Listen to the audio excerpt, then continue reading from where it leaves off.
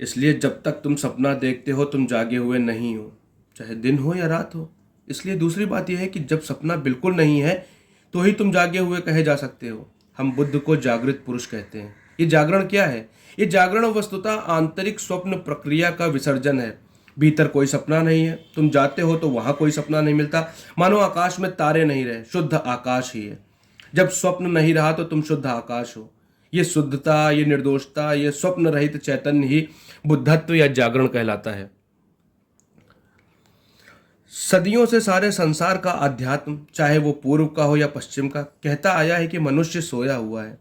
Jesus कहते हैं, बुद्ध कहते हैं, उपनिषद कहते हैं कि मनुष्य सोया हुआ है। इसलिए तुलनात्मक रूप से रात में तुम ज्यादा सोए हुए हो और दिन में कुछ कम। लेकिन अध्यात्म कहता है कि आदमी नींद में है। तुम नहीं जानते, तुम्हें स्मरण नहीं कि तुम कौन हो। क्या जानते हो कि तुम कौन हो? अगर रास्ते में तुम किसी व्यक्ति को मिलो और उससे पूछो कि तुम कौन हो, वह उत्तर ना दे सके तो तुम क्या सोचोगे? तुम सोचोगे कहो कि यह तो पागल है, या नशे में है, या सोया हुआ है। अगर वो नहीं बता सके कि वो कौन है तो तुम उसके संबंध में क्या सोचोगे? धर्म के मार्ग पर सबका यही हाल है।